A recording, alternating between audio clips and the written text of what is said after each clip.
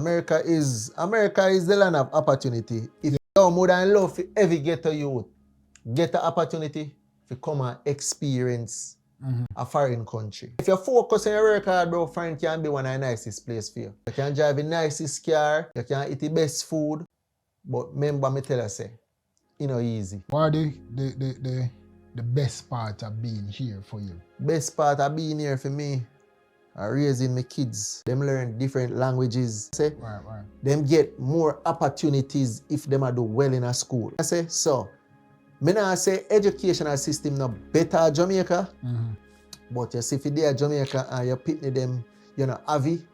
If you not avi, your kids then can't go to best school. So, me know say me work hard enough where me can provide a life for my kids them, bro. If my mother need help, if my family need help, me can step up to that plate, the dog, and say, yo, make we do this, or this way I do, and it not gonna be if nor but nor baby, you see me? America is the land of opportunity if you're willing to work. I say, and me feel like every youth, every ghetto youth, where have ambition and willing to put in the work where it take to get the opportunity. I say, you see America full of depression.